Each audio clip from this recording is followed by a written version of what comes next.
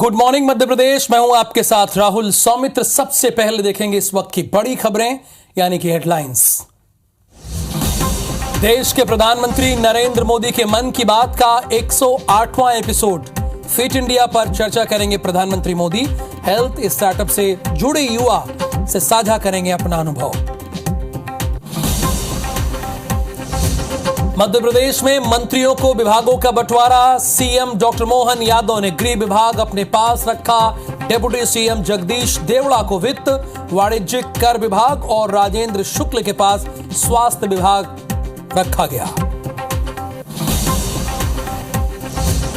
मध्य प्रदेश में दिग्गजों को भी बड़ी जिम्मेदारी। कैलाश विजयवर्गीय को नगर विकास, तुलसीराम सिलावट को जल संसाधन, उदय प्रताप सिंह को परिवहन एवं स्कूल शिक्षा और विश्वास सारंग को खेल विभाग की दी गई जिम्मेदारी। महाराष्ट्र में ग्लव्स फैक्ट्री में लगी भीषण आग। झुलसने से 6 मजदूरों की मौत। हादसे के वक्त सो रहे थे सभी मजदूर।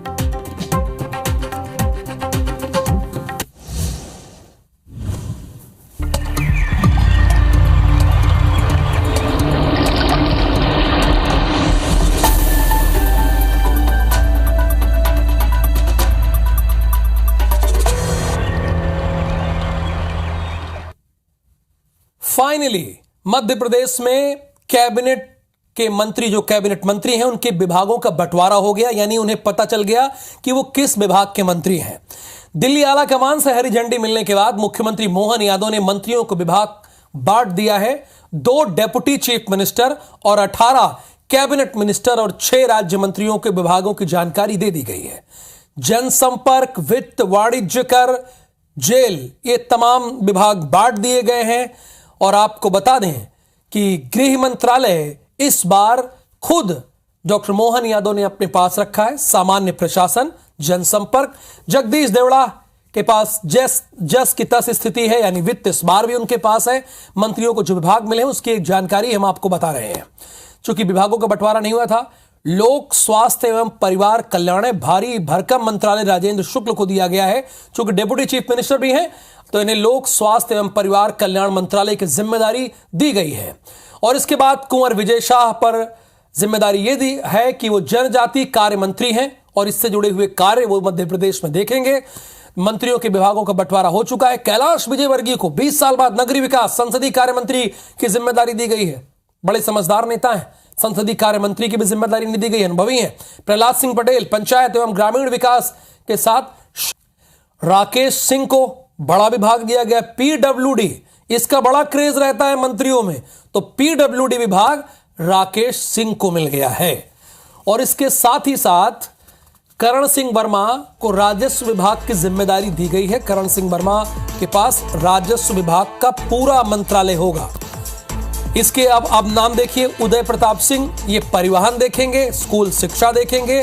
परिवहन बहुत इंपॉर्टेंट है चूंकि ऑलरेडी टास्क मुख्यमंत्री डॉक्टर मोहन यादव ने गुना हादसे के बाद दे दिया है, तो बड़ा टास्क इनके पास है। संपत्तियां हुई के ये पीएचई विभाग देखेंगे, इनके पास भी बड़ी जिम्मेदारी है, चैलेंजिंग है। और तुलसीराम सिलावट, ये जैसे 2020 में स्थिति थी वैसे इस बार भी है। जल संसाधन ही इनके पास है तुलसीराम सिलावट के पास। और अब आ जाइए इंदल सिंह कंसाना, ये किसान कल्याण और कृषि विकास की जिम्मेदारी निभाएंगे। ये भी बड़ी अहम जिम्मेदारी है क्योंकि किसानों से बड़ा कमिटमेंट किया गया था। अब आ जाइए निर्मला भूरिया, महिला एवं बाल विकास विभाग की जिम्मेदारी इन्हें दी गई है। ये पूरे मध्य प्रदेश का महिला और बाल विकास विभाग देखेंगी, ये हेड है। और गोविंद सिंह राजपूत खाद्य एवं नागरिक आपूर्ति की जिम्मेदारी इन्हें दी गई है। दोबारा मंत्री बनाए गए हैं और इन्हें खाद्य और नागरिक आपूर्ति दी गई है। राकेश शुक्ल, ये नवीन और नवीनीकरण ऊर्जा की जिम्मेदारी इनके पास है।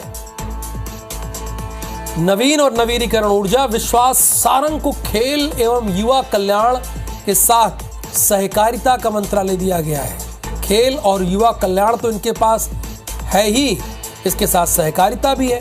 नारायण सिंह कुशवाहा सामाजिक न्याय और खाद्य प्रसंस्करण, फूड प्रोसेसिंग, यानी इसकी जिम्मेदारी दी गई है।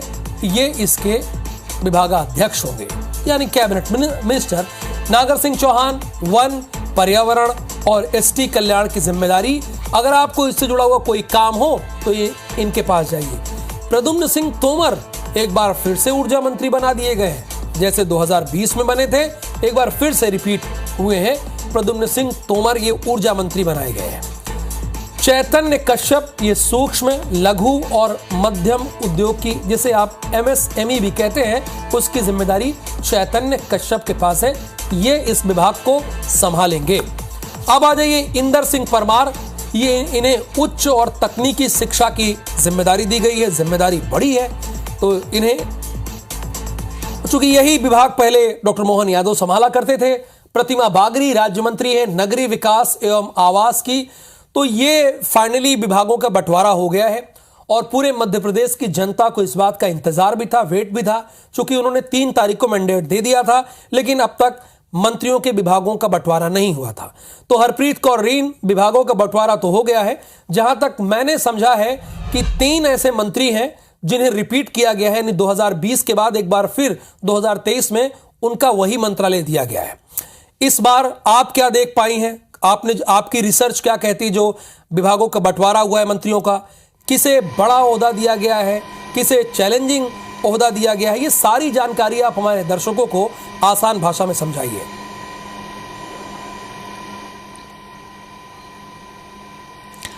बिल्कुल, देखिए मध्य प्रदेश में बेसब्री से मंत्रियों के विभागों के बंटवारे का इंतजार किया जा रहा था और कल ये इंतजार पूरा हुआ। सबसे बड़ी बात है कि इस बार भी वरिष्ठता, सियासी कद और खेमों के हिसाब से जो संतुलन के साथ बंटवारा वो डॉक्टर मोहन यादव मंत्रिमंडल में किया गया है, उनकी सरकार में किया गया है। इसके साथ ही पूर्व मुख्यमंत्री शिवराज सिंह चौहान के जो पूर्व मंत्री हैं उनका भी ख्याल रखा गया। इसके साथ ही सिंधिया खेमे के जो मंत्री हैं उनका भी ख्याल रखा गया। तो कुल मिलाकर अगर बात की जाए कि मध्य प्रदेश में मंत्रिमंडल के विभागों के बंटवारे में तो वरिष्ठता और सियासी कद का बहुत यहां पे ख्याल रखा गया। और अब अपने दर्शकों को बताना चाहेंगे कि 7 बड़े चेहरे जो मध्य प्रदेश में मंत्री मंडल में हैं, उन 7 चेहरों तक ही इन तमाम जो विभागों को समेटा गया, यानी बड़े जो विभाग हैं वो इन 7 मंत्रियों को दिए गए हैं।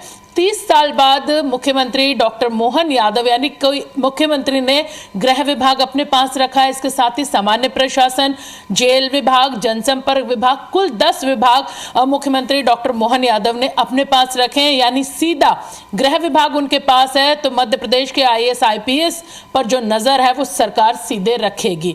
तो एक जो बड़ा विभाग है वो खुद मुख्यमंत्री के पास। इसके साथ अब बात की जाए डिप्टी सीएम, तो डिप्टी सीएम यहाँ पर जगदीश देवड़ा के पास वित्त विभाग मिला है, वाणिज्य कर विभाग मिला है, योजना सांख्यिकी आर्थिक विभाग।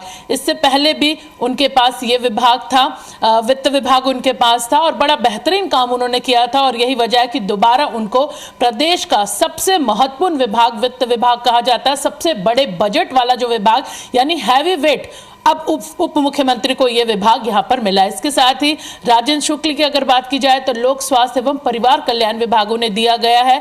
यह भी एक बड़ा विभाग है और पूरे प्रदेश में बेहतरीन काम करने के लिए, बेहतरीन काम हो, सरकार, केंद्र सरकार की योजनाओं का लाभ आम आदमी को मिले, यही वजह है कि यह विभाग एक प्रमुख व्यक्ति यानी उप मुख्यमंत्री को दिया गया। अब इसके साथ ही कैलाश विजयवर्गीय की अगर बात की जाए तो लंबा अनुभव है उन्हें राजनीति का और अब मध्य प्रदेश के शहरों को वो संभालेंगे। इसीलिए नगरीय विकास एवं आवास और संसदीय कार्य का जो विभाग है वो उन्हें दिया गया है। सरकार ने, केंद्र सरकार अगर कहा जाए कि वो भरोसा मध्य प्रदेश के इस मंत्री पर जताया गया। इसके साथ ही प्रहलाद पटेल की बात की जाए तो अब गांव का जिम्मा, यानी प्रदेश के गांव का जिम्मा उन्हें सौंपा गया है। सरकार की वही बात कि केंद्र सरकार की प्रत्येक योजना का लाभ गांव तक, पंचायत तक हर व्यक्ति को मिले, इसीलिए यह विभाग इन्हें सौंपा गया। राकेश सिंह की बात की जाए तो वरिष्ठ सांसद हैं, लोक निर्माण विभाग यानी PWD इन्हें दिया गया। इसके साथ ही राव उदय प्रताप सिंह, इन्हें परिवहन और स्कूल शिक्षा विभाग, परिवहन एक महत्वपूर्ण विभाग है, इसकी कमान इन्हें सौंपी गई है। इसके साथ ही जैसा कि हमने अपने दर्शकों को पहले ही कहा कि 7 बड़े चेहरे, उन 7 बड़े चेहरों तक जो प्रमुख विभाग हैं वो पूरे सिमटे हैं। तो प्रमुख विभागों की जो प्रमुख कमान है वो इन बड़े चेहरों को, जो सांसद छोड़कर अपना विधायक का चुनाव लड़ते हैं सदन मध्य प्रदेश में, जो बड़े विभाग हैं, बड़े मंत्रालय हैं, वो बड़े बड़े लोगों के इर्द गिर्द ही घूम रहे हैं, जो पहले केंद्र में थे और अब यहां हैं। बहुत शुक्रिया हरप्रीत इस शानदार विश्लेषण के लिए आपका। और फिलहाल खबरों में आगे बढ़ने का वक्त हो गया है। मध्य प्रदेश में लंबे समय के इंतजार के बाद मंत्रियों के विभागों का बंटवारा हो गया है। खंडवा पहुंचे सीएम मोहन यादव ने कहा कि मंत्रिमंडल की सूची देकर आया हूं। देखिए उस वक्त कहा था, अब तो विभाग का बंटवारा हो गया है। नई सरकार जनता को समर्पित है। नए मंत्रिमंडल के विभागों का बंटवारा कर दिया गया है। सभी 28 मंत्रियों को अलग अलग विभागों की जिम्मेदारी दी गई है। उम्मीद करता हूं कि सभी 5 साल डट कर काम करेंगे। मैं अपने नए सरकार के नए मंत्रिमंडल के नए सदस्यों के नाम की सूची देने के बाद जनता को समर्पित करते हुए यह नया मंत्रिमंडल जनता की सेवा का नया संकल्प लेगा। 28 ही मंत्रियों को अलग अलग विभागों की जवाबदारी दी गई है। जो मुख्यमंत्री पहले से हमारे बीच में थे, सबको काम का विभाजन कर दिया गया है। मंत्रियों के विभाग के बंटवारे की बड़ी बातें क्या है वो आपको बता देते हैं। पहली बड़ी बात यह है कि इस बार भी सामान्य प्रशासन जनसंपर्क सीएम के पास ही है। अब दूसरी बड़ी बात, जगदीश देवड़ा को इस बार भी वित्त विभाग दिया गया है। पहले की तरह 2020 की तरह एक बार फिर से राजेंद्र शुक्ल के पास पूरा स्वास्थ्य विभाग होगा, यानी मध्य प्रदेश को स्वस्थ करने की जिम्मेदारी उन्हीं को होगी। कुंवर विजय शाह को जनजातीय कार्य विभाग दिया गया है। विजय वर्गीय को नगरीय विकास और संसदीय कार्य विभाग की जिम्मेदारी दी गई है। सांसद रहे राकेश सिंह को लोक निर्माण विभाग यानी पीडब्ल्यूडी विभाग दिया गया है। ये अहम जिम्मेदारी है। और इसके साथ अगर बात करें कैलाश विजयवर्गीय के अनुभव को देखते हुए उन्हें नगरीय विकास और संसदीय कार्य जैसे अहम विभाग की जिम्मेदारी दी गई है। और छठी बात अगर करें तो केंद्र सरकार का पूरा फोकस इस वक्त जमीनी स्तर पर अपनी योजनाओं का फायदा पहुंचाने का है। लिहाजा प्रहलाद पटेल को पंचायत एवं ग्रामीण विकास विभाग की जिम्मेदारी सौंपी गई है। इंफ्रास्ट्रक्चर में तेजी से काम करने के लिए 4 बार के सांसद रहे राकेश सिंह के अनुभव का फायदा लेने के लिए उन्हें लोक निर्माण, पूरा स्वास्थ्य विभाग जो है वो उप मुख्यमंत्री राजेंद्र शुक्ल के पास रहेगा। लोक स्वास्थ्य और चिकित्सा विभाग पूरा उन्हीं के पास रहेगा। पहले दोनों विभाग ये अलग अलग थे, लेकिन इस बार पूरा स्वास्थ्य विभाग जो है वो साफ तौर पर इस बार उप मुख्यमंत्री को दिया गया है। अब आइए सीएम राइज स्कूल सरकार की प्राथमिकता होगी। ये पहली प्राथमिकताओं में से एक है सीएम राइज स्कूल, चूंकि परिवहन और स्कूल शिक्षा विभाग जैसे जरूरी विभागों पर भी उनकी निगरानी होगी। जैसा कि मैंने कहा कि स्कूल जो है उस पर जिम्मेदारी सीएम राइज, इस बार भी जल संसाधन विभाग उन्हीं को दिया गया है जो पहले दिया गया, यानी तुलसीराम सिलावट को ही उन्हें दिया गया है। तो कुल मिला के जो इस बार का मंत्रिमंडल विभागों का बंटवारा हुआ है उसमें 3 ऐसे मंत्री हैं जिनके विभाग जस के तस रखे गए। अब उन 3 मंत्रियों में पहले तो उप मुख्यमंत्री हो गए जगदीश देवड़ा। पिछली बार भी इनके पास वित्त था, इस बार भी उनके पास वित्त ही रहेगा। और आपको बता दें कि तुलसीराम सिलावट को पिछली सरकार में कामों के सम्मान के तौर पर इस बार भी जल संसाधन विभाग दिया गया है, यानी इन्हें भी रिपीट किया गया है। अब आ जाइए इंदल सिंह कंसाना को। इंदल सिंह कंसाना की अगर बात करें तो उन्हें कृषि विभाग जैसा महत्वपूर्ण विभाग देकर उनके कद में बढ़ोतरी की गई है। नो डाउट ये बड़ा विभाग है। अब आ जाते हैं सहकारिता और खेल और युवा कल्याण मंत्रालय दिया गया है विश्वास सारंग को, यानी खेल और युवा कल्याण विभाग की जिम्मेदारी विश्वास सारंग को होगी। और एक बार फिर से उन्हें रिपीट किया गया है मंत्री में, हालांकि विभाग बदला गया है। अच्छा, एक चीज इसमें और छूट रही है वो मुझे बताना चाहिए। ऊर्जा मंत्री यानी प्रद्युम्न सिंह तोमर एक बार फिर से, अभी स्क्रीन पर भी आएगा, प्रद्युम्न सिंह तोमर 2020 में भी ऊर्जा मंत्री थे। आप देखते थे कि कैसे वो कई बार खंभों तक पर ही चढ़ गए थे। इस बार भी यानी अपने प्रदेश को रोशन करने के लिए हर मुमकिन कोशिश वो करते थे, तो इस बार भी उन्हें ऊर्जा मंत्रालय की जिम्मेदारी दी गई है। यानी प्रदेश में बिजली अच्छे तरीके से आती रहे, लोगों को कम पैसे में बिजली मिलती रहे, ये जिम्मेदारी एक बार फिर प्रद्युम्न सिंह तोमर के पास होगी। और नरसिंहपुर पहुंचे कैबिनेट मंत्री राव उदय प्रताप सिंह ने कलेक्ट्रेट में समीक्षा बैठक की। इस दौरान राज्यसभा के सांसद कैलाश सोनी, बड़े वरिष्ठ सांसद हैं, वो भी मौजूद रहे। दोनों जनप्रतिनिधियों से जिले में चल रहे विकास कार्यों और फ्लैगशिप यानी जो सरकार की महत्वपूर्ण योजनाएं हैं उन्हें फ्लैगशिप योजना कहा जाता है, उनके क्रियान्वयन को लेकर जानकारी ली। बैठक के बाद मंत्री राव उदय प्रताप सिंह ने कहा कि जिले ने कई चीजों में टारगेट अचीव किया है। भाई जो टारगेट दिया गया था वो अचीव किया है, ये उन्होंने बताया। बेहतर स्थिति में हुआ है काम। वहीं लोकसभा चुनाव को लेकर उन्होंने ये कहा कि चुनाव को लेकर हम पूरी तरह से तैयार हैं, निश्चित तौर पर इस बार भी प्रचंड बहुमत से केंद्र में हम सरकार बनाएंगे। नरसिंहपुर जिले ने काफ़ी चीज़ों में टारगेट अचीव किए। काम करने वाले व्यक्ति को मुझे लगता है दायित्व से फ़र्क नहीं पड़ता, उसकी जो जिम्मेदारियां उसे मिलती हैं, अगर उसके मन में भाव उनके ताकत से और ईमानदारी से निर्वहन का है तो दायित्व कम ज़्यादा हो सकता है, जिम्मेदारी बड़ी छोटी हो सकती है, लेकिन उसका निर्वहन करने की आपकी मंशा है, ईमानदारी से निर्वहन की मंशा है तो सफलता आपको मिलती है। जितनी भी हमारी जो जनता की कठिनाइयों के विषय हैं उन सब पे विचार किया है। कानून व्यवस्था के मामले में, हमारे बिजली के मामले में, सड़क के मामले में, अन्य जो भी योजनाएं हैं उनका विस्तार पूर्वक हमारे मंत्री जी ने फीडबैक लिया और निर्देश दिए हैं। अभी हमारे मेला आने वाला है, उसके लिए भी समुचित प्रबंध करने के निर्देश मंत्री जी ने जारी किए हैं। गुना को सेमरी घाटी पर हुए बस हादसे में 13 जिंदगियां काल के गाल में समा गई थी। प्रदेश के बाद प्रदेश भर में प्रशासन जांच अभियान इस पर चला रहा है। इस दौरान बसों का फिटनेस, बीमा, परमिट और दस्तावेजों की जांच की जा रही है। इसी के तहत ग्वालियर पुलिस ने जलालपुर चौराहे के पास एक यात्री बस को रोककर उसकी जांच की। पुलिस का स्टाफ जैसे ही बस के अंदर पहुंचा उसकी आंखें फटी की फटी रह गई। 32 सीटर बस में कितने लोग ठूस के भरे थे बताइए आप? 32 सीटर बस थी जो सारे पैसा लोग दे रहे थे। पता है बैठे कितने लोग थे? 57 यात्री बैठे थे। 57। आप पता यात्री को लेके जा रहे हैं, किसको लेके जा रहे हैं? मतलब पैसा कमाने की इतनी हद हो गई है। हैरत की बात यह है कि इसमें से 40 छात्र छात्राएं थे। पुलिस ने पहले तो सभी यात्रियों को बस से नीचे उतारा और फिर कार्रवाई करते हुए बस को जब्त किया, और बिल्कुल करना भी चाहिए। लेकिन यह अभियान 1-2 दिन में ठंडा नहीं पड़ना चाहिए, क्योंकि मुख्यमंत्री डॉक्टर मोहन यादव ने यह साफ कहा है। उन्होंने कहा है कि कान खोलकर सुन लो, इस तरह की घटना की पुनरावृत्ति नहीं होनी चाहिए। और गृह विभाग भी अब उनके पास आ गया है।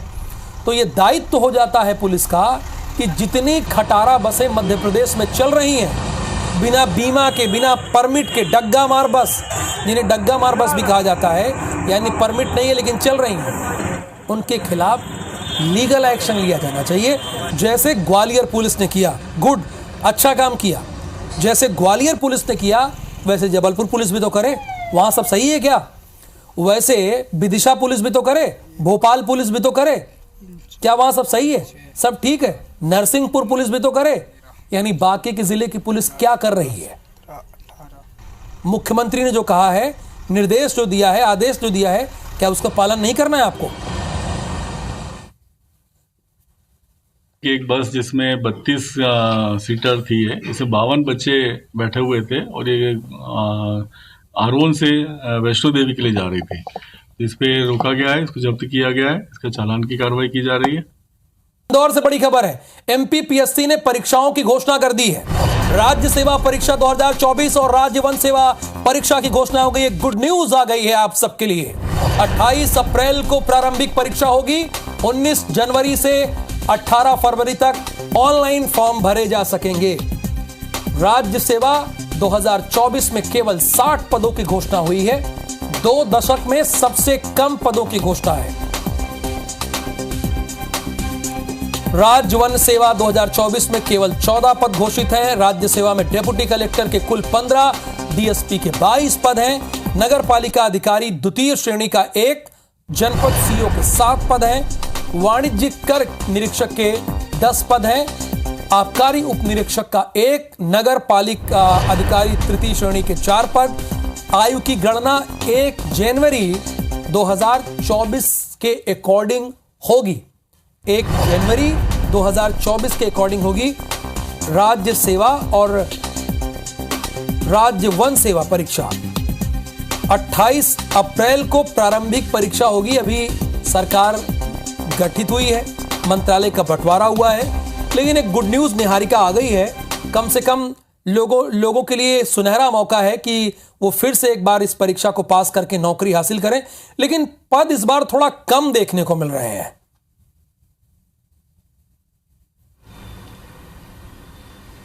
जी राहुल, बिल्कुल आप सही कह रहे हैं। जो एमपीपीएससी है उसने परीक्षाओं की घोषणा कर दी है। राज्य सेवा 2024 परीक्षा, साथ में वन सेवा 2024 परीक्षा जो है प्रारंभिक परीक्षा वो ली जाएगी।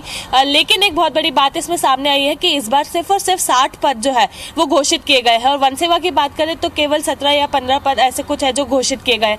आपको बता दूं, अगर हम देखा जाए तो पिछले 2 दशकों में ये सबसे ज्यादा कम पद जो है दर्ज किए गए हैं। अगर हम 2023 की ही बात कर ले तो 450 पदों पर परीक्षा ली गई है। वहीं अगर हम 2019 जिनके अभी हाल ही में नतीजे आए हैं उनकी बात कर लें तो उनके जो पद हमारे सामने आए थे वो ही 272 थे। लेकिन ऐसे में अगर हम बात करें तो इस बार 60 पद हमारे सामने आए हैं, जो कि बहुत ही ज्यादा कम है। और ऐसे में अब अगर देखा जाए तो छात्र जो है, अभ्यर्थी जो है, उनके लिए भी एक बहुत ही कड़ी चुनौती रहेगी, क्योंकि अब अगर देखा जाए तो 450 पद पहले और उसके बाद सिर्फ और सिर्फ 60 पद, तो ऐसे में बहुत बड़ी चुनौती सभी लोगों को जो है फेस करनी पड़ेगी। लेकिन एक बात और इसके अंदर सामने आई है कि एमपीपीएससी ने ये भी लिखा है एडवाइजरी जो थी उसमें ये भी साथ ही में आया है कि अगर जो सरकार है वो कई नए नियम इसके अंदर जोड़ती है या किसी भी तरह का परिवर्तन करती है तो एमपीपीएससी को वो परिवर्तन करने होंगे और साथ ही में अभ्यर्थी जो है वो उस समय इसके ऊपर आवाज नहीं उठा सकेंगे। किसी भी तरह की आपत्ति जो है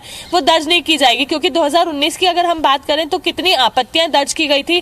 5 याचिकाएं जो है वो कोर्ट में लगाई गई थी, जिसके चलते 5 साल बाद जो परिणाम है, 4 साल 5 साल बाद वो हमारे सामने आया है। लेकिन अब अगर हम 2019 का रिजल्ट 2023 में आया, कम से कम हर साल आता रहे तो बेहतर है। बहुत शुक्रिया। हालांकि 2 दशक के बाद सबसे कम पद है, ये जरूर बात है, लेकिन चलिए कम से कम प्रारंभिक परीक्षा की डेट भी आ गई है। तो गुड मॉर्निंग मध्य प्रदेश के इस बुलेटिन में फिलहाल के लिए इतना ही। मुझे पता है कि छत्तीसगढ़ की जनता वेट कर रही, तो आगे देखिए गुड मॉर्निंग छत्तीसगढ़।